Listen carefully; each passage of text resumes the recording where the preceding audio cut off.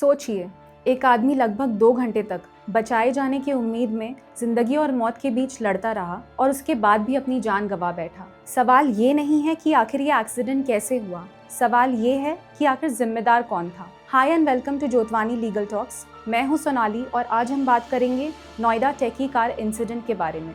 27 साल के युवराज मेहता उस रात अपने ऑफिस से घर लौट रहे थे, तभी उनकी एसयूवी एक वाटर फिल्ड कंस्ट्रक्शन पिट में जा गिरी।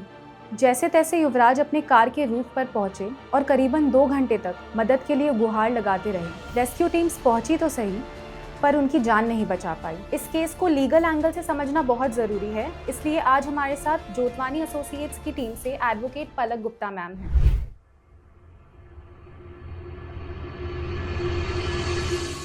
तो मैम, आर्टिकल 21 के अंदर जो हमें राइट टू लाइफ दिया गया है वो इस केस में कैसे अप्लाई होता है, और क्या अनसेफ रोड्स भी कॉन्स्टिट्यूशनल राइट का वायोलेशन है?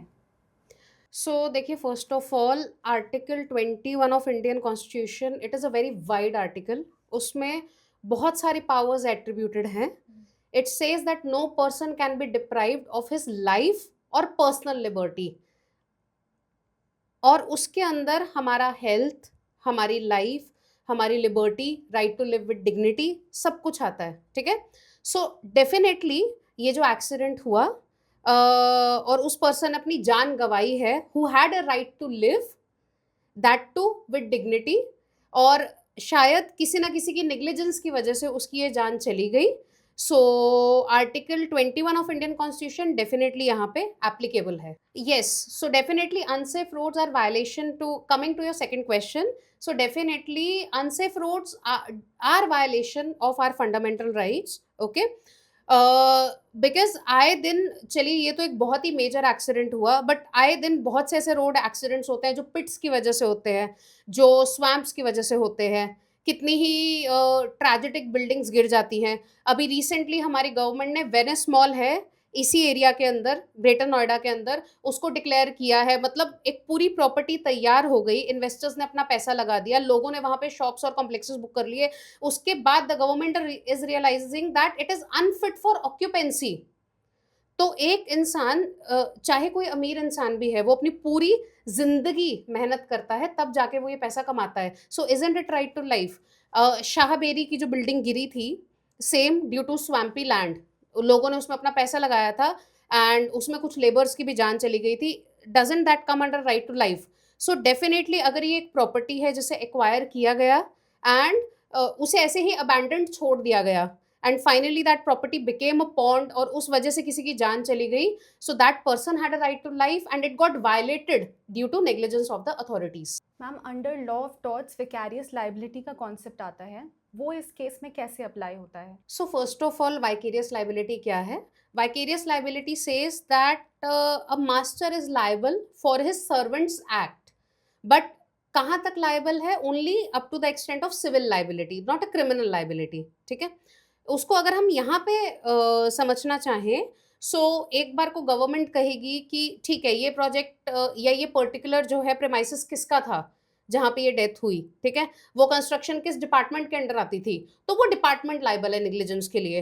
But somewhere it is the failure on the part of entire government machinery, B it state B it centre, कि अगर उनकी बनाई हुई अथॉरिटीज रिस्पॉन्सिबल हैं तो वाइकेरियसली ये जो मशीनरीज हैं ये भी रिस्पॉन्सिबल है। That is the concept of vicarious liability. अगर इन्वेस्टिगेशन में गवर्नमेंट अथॉरिटीज़ की लापरवाही सामने आती है तो बीएनएस के अंतर्गत क्या एक्शंस लिए जा सकते हैं? सो सेक्शन 106 है BNS, which completely puts public authorities at fault for their negligence and for their negligent acts.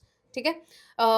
It is a corollary of section 304A of Indian Penal Code, that is IPC, जिसको 106 में convert किया गया and तो ये एक criminal liability है। But इस criminal liability के लिए स्पेसिफिकली वही अथॉरिटीज लाइबल होंगी जिनकी नेग्लिजेंस की वजह से ये हुआ है या ये इंसिडेंट हुआ है। खबर है कि नेशनल ग्रीन ट्रिब्यूनल ने इस केस में सुओ मोटो कॉग्निजेंस लिया है, तो एनजीटी का रोड सेफ्टी जैसे केस से क्या लेना? This is a very good question definitely. So NGT is national green tribunal. NGT इस देश में वो फोरम है जो यूजुअली जिन प्रोजेक्ट्स का या जिन चीज़ों का या जिस अपकमिंग डेवलपमेंट का एनवायरनमेंट पे बुरा इम्पैक्ट होता है उसको सुमोटो अंडरटेक करती है, ठीक है। मोटर व्हीकल्स एक्सीडेंट के लिए ट्रिब्यूनल्स अलग होती हैं, बट मैं अप्रिशिएट करूंगी दैट एनजीटी ने आफ्टर सो लॉन्ग, मतलब ऑनरेबल सुप्रीम कोर्ट के बाद इतने बड़े केस में सियो मोटो इसे टेकअप किया, क्योंकि अगर ये सियो मोटो टेकअप नहीं किया जाता तो ये दबा दिया जाता, because it has led only to the death of a single person, ठीक है। So first of all we must appreciate NGT. Now coming to your question कि एनजीटी का इसमें क्या रोल है या नेशनल ग्रीन ट्रिब्यूनल इसमें कैसे। पहले हमें समझना पड़ेगा कि ये जो पर्टिकुलर प्रॉपर्टी है क्या थी। ये पर्टिकुलर प्रॉपर्टी फर्स्टली एक एग्रीकल्चरल लैंड थी, ठीक है, जिसे बाद में डेवलपमेंट के लिए अलॉट किया गया और यहाँ पे एक मॉल का प्रोजेक्ट बनने वाला था। फिर किसी वजह से वो प्रोजेक्ट नहीं बना एंड ये जो प्रॉपर्टी है ये अथॉरिटीज़ के पास थी और अथॉरिटीज़ ने इसे बिल्कुल ही निगलेक्टेड छोड़ दिया। ये पड़ी रही और उसके बाद यहाँ पे बहुत ज़्यादा पानी इकट्ठा हो गया। It was not a kind of lake और पॉन्ड और swimming pool, it became a swimming pool, it became a lake. वरना ऐसा कुछ नहीं था कि इसमें कोई डूब के मर सकता है, ठीक है। ड्यू टू दैट निग्लिजेंस, क्योंकि लैंड की अपनी एक कैपेबिलिटी होती है to retain water, it cross that limit. उसके बाद भी अथॉरिटीज ने इस पर कोई एक्शन नहीं लिया और वहां पे पानी इकट्ठा होता रहा और वो पूरा एक पॉन्ड बन गई। तो जिस एक्सीडेंट की आप बात कर रहे हैं, actually it happened that person died because of drowning. He did not die because वहां पे फॉग की वजह से उसका एक्सीडेंट हुआ और वो उस लैंड पे गिर गया, फिर तो वो एक्सीडेंट होता, ठीक है। He died because of drowning. तो वो पॉन्ड कैसे बना और क्यों बना, उस पर्टिकुलर एरिया में इतना पानी कैसे इकट्ठा हुआ, we all know water logging कितना बड़ा प्रॉब्लम बन चुकी है for Delhi NCR regions. Gurgaon के वाटर लॉगिंग से सब अवेयर हैं। ड्यूरिंग रेनी सीजन्स वहाँ पे ट्रैफिक का और हर चीज़ का इतना बुरा हाल है ना। Why that has happened due to unplanned infrastructure, ठीक है। एंड समवेयर इंफ्रास्ट्रक्चर की लाइबिलिटी और रिस्पॉन्सिबिलिटी किसकी है, गवर्नमेंट अथॉरिटीज़ की, राइट। जैसे कि अभी मैंने आपको वेनिस मॉल का एग्जाम्पल दिया, एक पूरा स्ट्रक्चर खड़ा करने के बाद फॉर ईयर्स, पूरा पैसा मार्केट से उठाने के बाद, इतना पैसा वेस्ट करने के बाद आज हम ये रियलाइज कर रहे हैं कि it is not fit for occupation. So due to this, NGT has directly interfered into it, considering the environment, the waterlogging problem into account, considering the negligence of the authorities, due to which these problems are increasing day by day. और इसलिए उन्होंने इसमें irrigation department को भी party बनाया है, इसमें उन्होंने नोएडा डेवलपमेंट अथॉरिटी को भी पार्टी बनाया है, इसमें उन्होंने गवर्नमेंट की और भी बॉडीज को पार्टीज बनाया है। और ऐसे केसेस में विक्टिम की फैमिली के लिए कौन से सिविल, क्रिमिनल और कॉन्स्टिट्यूशनल लीगल रेमेडीज अवेलेबल होती हैं? देखिए ऐसे केस में फर्स्ट ऑफ ऑल जितना मैंने इस पर्सन के बारे में पढ़ा, his mother died long back, he was just 27, he used to work in sector 150 and उसके सिर्फ फादर थे। तो जब आप रेमेडी की बात करते हैं, सिविल रेमेडी की बात करते हैं, तो एक फादर शायद जिनका कोई भी नहीं था, उन्होंने अपना इकलौता बेटा जो उनका सोर्स सहारा था, उनके बुढ़ापे का सहारा था एंड शायद उनके लिए एक सोर्स ऑफ इनकम भी था। तो एक यहाँ पे दो लोगों की लाइफ पूरी खत्म हो गई और खराब हो गई। फर्स्ट ऑफ ऑल आप उसको किसी भी सिविल लाइबिलिटी में आप कितना भी चाहे मेजर कर ही नहीं सकते। आप 10 फोरम्स में भी चले जाएंगे, आप उसको मेजर नहीं कर सकते, ठीक है। बट व्हेन आई से that a father has got affected morally, so definitely you can go before the human rights forum, you can seek compensation, but हमारे देश की ये विडंबना है कि अगर आप कॉम्पनसेशन सीख करने जाएंगे तो कोई ये नहीं सोचेगा कि वो इंसान अपनी लाइफ कैसे रीस्टार्ट करेगा, एक बूढ़ा बाप जो अपनी लाइफ रीस्टार्ट कैसे करेगा, that is why he is seeking that compensation.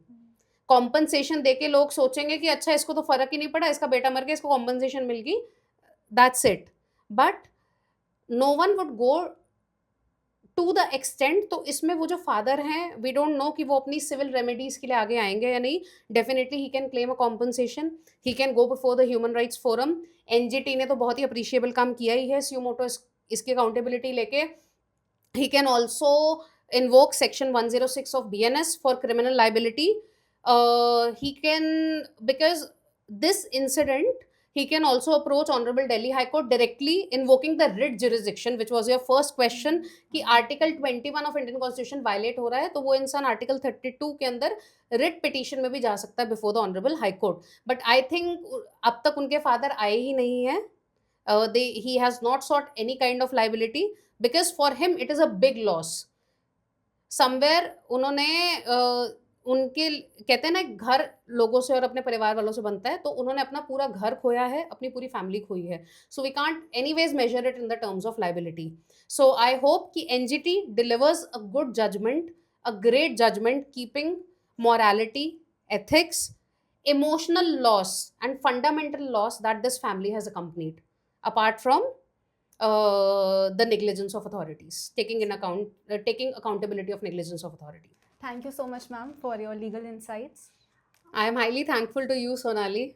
इसी लीगल अवेयरनेस के साथ हम ये डिस्कशन यहीं एंड करेंगे. Thank you.